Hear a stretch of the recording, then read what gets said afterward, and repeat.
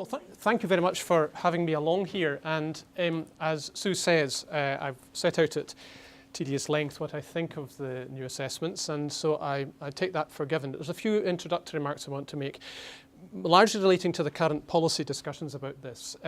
Sue and Juliet 3 weeks ago, and then Keir Bloomer, Louise Hayward and I last week, and 2 weeks ago, and then others, gave evidence to the Scottish Parliamentary Inquiry, which is not just P1 testing, but the whole lot. And that was quite illuminating, and it's from that I'm going to take my opening remarks. Because one of the distinctions that emerged, I think, during these discussions was a fundamental distinction that I think is very difficult to resolve. And what is the purpose of these assessments? Is the purpose, as very eloquently put forward, I wish I could do a presentation, I have to say, as eloquent as the previous one. Is it to help the school and the teacher to move the children forward? In other words, is it diagnostic, to use the jargon? Or is it to report nationally, which is what originally the First Minister and John Swinney said? And ultimately, these two purposes, it has been claimed, are not consistent with each other. And let me give you one or two specific reasons why that might be thought to be the case. I think at the moment they're trying to do both, and that's not possible. If you think about the key elements in using the assessments to do the kind of things that we heard from the school a minute ago, the teacher, first of all, has to be able to judge when to administer the test to the child. The teacher has to be able to intervene when the child, not just is being distressed, that's almost an extreme form of intervention, it's when they need a little bit of help, things exactly the way that you would want to intervene as a teacher. It also, of course, has to do with how the school management and the teaching group as a whole in the school react to the results of the tests, which requires the kind of information that you would introduce into your everyday practice, the sort of information that could never be aggregated to a national level or even to an education authority level, because it's all very, very specific to that school, to you as teachers who know the children in that school and know the community and the parents and so on. Now, that kind of thing simply cannot be aggregated. In other words, there are elements of teaching that are so specific to the child or to the community that it's not just that you shouldn't aggregate them, you can't aggregate them because they cannot be generalized. Now, that's the problem. At the moment, they're not specific enough. They don't allow you to adjust it. And the examples that have been given, there was a particular point of controversy during the debate last week. This is not a party political point at all, but I'll just name the MSP who asked it. Joanne Lamont asked the question about primary one assessment. Why don't the teachers know whether the child has chosen the oral or the written version of responding to questions about whether one word sounds like another word? Because apparently, this shows my ignorance here about the exact technology here, but the child can choose to do it by clicking on the word and hearing it spoken to them, or by recognizing the spelling of the word and therefore being able to, as it were, sound it out to themselves. Now, it seemed to me as an outsider that Joanne Lamont's question was a very sensible question, actually, because as a teacher, you would want to know whether the child is having it spoken to them or is, as it were, speaking it to themselves. But at the moment, that's not available. And that's the kind of thing that using the assessments as a diagnostic tool would be crucial to have, and yet aggregated to the national level, it'll disappear. Okay, now the alternative purpose of all these things is to aggregate to the national level, to allow, it is said, to allow the Scottish Government and the wider Scottish public in democratic elections and so on to assess whether the system is making progress. But then actually the assessments as developed don't provide nearly enough information to allow that to be done in a valid way. Most crucially, we don't know at a national level when in the year each child has been tested, for the very good reasons that diagnostically the teacher and the school have to be able to judge when is the best time to assess the child. So reconciling these two things is almost impossible. You can have lots of fancy statistical models allowing for age. That depends on certain assumptions about normal development in relation to age, which of course we've just heard cannot be reasonably assumed in relation to many, many children. But in any case, that information is not being gathered. Likewise, information is not being gathered, for example, about the precise home language of the child. We might get an indicator of whether or not it's English, but that's not nearly enough. You know, learning to speak in English if your home language is French is quite different from learning to speak in English if your home language is say, of a Chinese form. A completely different set of skills of adaptation from home to the school is required. And another thing that is absolutely fundamental is that there's no sensitive enough information about social classes, it's often rather crudely called. All we have will be SIMD. Now, SIMD is absolutely useless in understanding the relationship between home and community resources on the one hand and children's learning in the school on the other hand. It's what we're forced into because it's all we're actually given. What we really want to know is this: what is the capacity of the parent to help the child to learn outside the school? Now, that's a very specific thing. thing. A better indicator than class is parental education level, but we don't even have a measure of economic class, far less a measure of parental education level. So what we have at the moment, and this is just to finish what I've been saying here by way of introduction, what we have at the moment is as very widely reflected in these Scottish parliamentary debates, and incidentally all that is now online in the official report of the Scottish Parliament, so you can read it, you can also view it if you wanted. What we have here is a system that is not satisfactory for either purpose. It's not sensitive enough, or it's not as sensitive as it could be to the individual needs of the individual child, the individual teacher, and the individual school. And it's not rigorous enough in these wider sociological measures as it would be truly required to have a system that can report nationally or at the local authority level to how the system as a whole is doing. So my question, I suppose, is to yourselves is, what is the more valuable to you as practitioners of those two different purposes? And if we decide, for example, that the main valuable thing to yourselves is actually being a diagnostic tool as outlined in the previous presentation, then what improvements to the system should be made in order to make that tool truly more valuable than it might be at present? Yeah, so basically that question was, how do we reconcile the potentially conflicting purposes of diagnostic use in the schools and aggregated or national level reporting? Yeah, I don't think it is actually possible to reconcile these two things, and the reason is partly in the things that I've just mentioned. If you truly wanted to, as a national politician, to assess how well the system as a whole is doing, you would do it through something like the old Scottish Survey of Literacy and Numeracy, or the better quality previous Scottish Survey of Achievement, which ran up until about 2009. Because then you can ask a whole lot of other things. For example, one of the things that these surveys did was that they asked teachers separate questions about what was working in their classroom, and you could then confidentially, of course, match that up with how the children were doing. So you could analyse anonymously across the country as a whole whether particular teaching strategies worked or didn't work with particular groups. That's typical of educational research. It's what you would normally expect to do. But you couldn't ask that amount of detail alongside the SNSAs. That would just be a ridiculous bureaucratic burden, and it would be an intrusion which would actually undermine the very responsive and flexible approach to assessment that was described in the first presentation this morning. So it wouldn't be possible. In theory it would be possible. In practice it would be impossible to reconcile the two things. I think what's gradually happening under pressure of a whole variety of political sorts is moving towards the assessments being much more of the kind that you've outlined. In other words, being a diagnostic tool for the purposes of individual teachers and schools and also parents, and moving away actually from validity of national aggregation.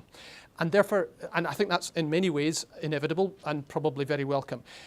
But the problem is, of course, that national government is still going to try and report nationally, and therefore the national reports are actually going to be less valid than anything we've ever had, and yet it will not be evident from the national reports that they are less valid. And so people will think that we're getting more valid national data, whereas actually we've got less than valid national data than we had when we had the Scottish Survey of Literacy and Numeracy. And the second question was, if I may summarise it, which is that the new system is producing more valid assessments than we've ever had before. My question back would be, how do we know that they're more valid? Yes, but the point is that may or may not be true, but we don't have so the question then is that the new systems are more valid than the old systems because they're more holistic. Well, let me say two things about that. One is that you'll find lots of skepticism that they are holistic, but that's a separate. I agree that they are more holistic, although some people, for example, Sue Palmer and her supporters in upstart Scotland that thinks that we should start school at age 7 and so on, that's a very influential voice in the Scottish parliamentary debates. If you look at last Wednesday's session in the Scottish Parliament, and she doesn't believe that these are holistic judgments. I disagree with her, but there's certainly very powerful voices that argue that it's not the case.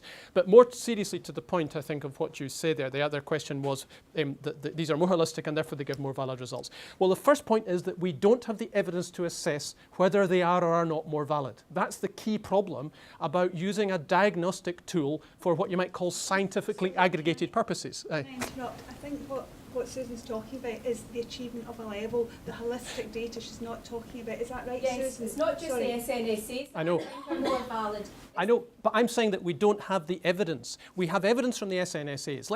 Let's assume for the moment that the SNSA results can be aggregated validly. I think there are doubts about that, but let's suppose they can. But what we don't have is any independent check of the other things, the other elements of holistic judgment.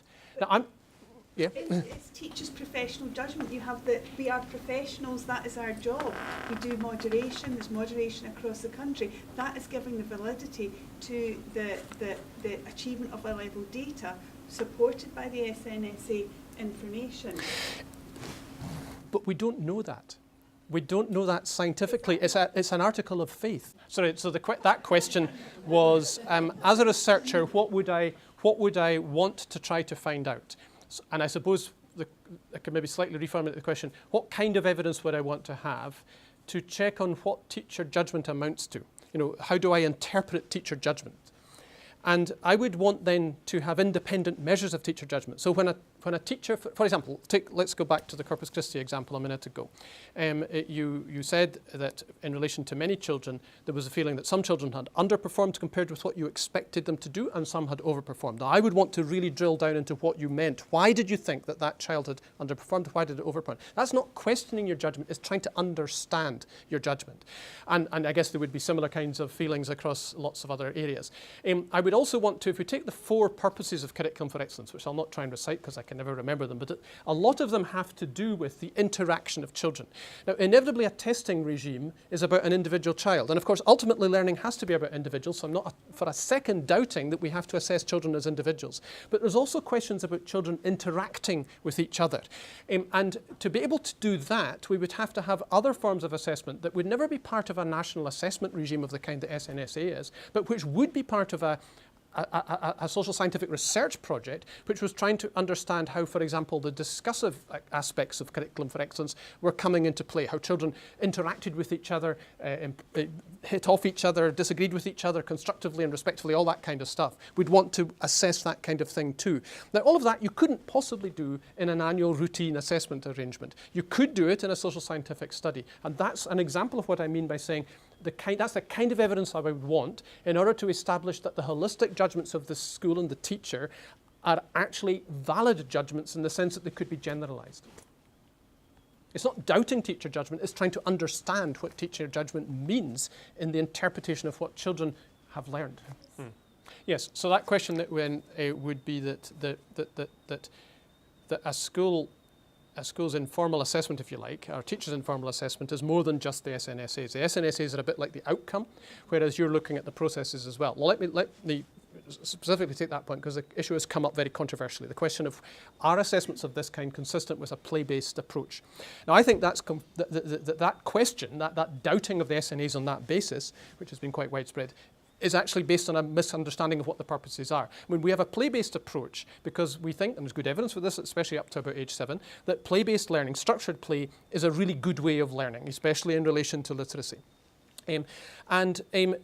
So the outcome is literacy. We're not assessing the capacity to play, we're assessing the outcome, which is literacy. And that's what the SNSAs can do, I think, very validly.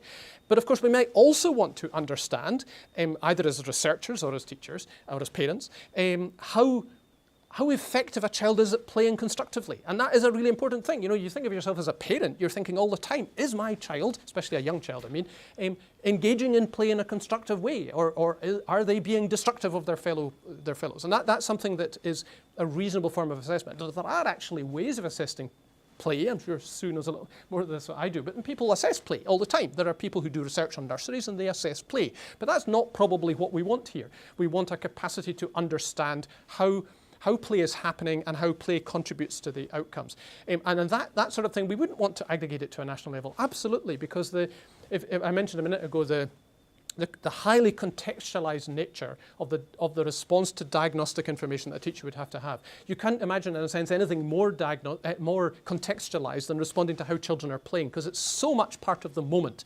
You take children out in the snow, and they're responding to this particular environment on that particular day at the end of January 2019, and you cannot replicate that. It's not something that you would actually want to try to force into a scientifically standardized thing, but that doesn't in any sense mean that it's less important. And I think part of the problem, I think, at a public debate level is a confusion of the processes, the pedagogy of this, on which everyone here is an expert, and the response to the outcomes of these processes, which is what government and maybe academic researchers do as well, which in a sense is a completely separate thing from the things that you're concerned with, above all for the child's whole development. And I think it's that confusion that has led to this debate about whether holistic judgment can be substituted for the specific judgments of literacy and numeracy, which is what the SNSA is about. I don't think it can. I think it's two different things. That's true. Can I just reply to the first point? So the first point was about the extra knowledge. Well, the particular example was about whether a child had responded to the spoken or the written version of particular questions, and then later on they might have to respond only to the written version. Let me reply to that particular point. I think it's a really good example, a very clear example of the different kind of information that's valuable to a teacher compared to what's valuable nationally.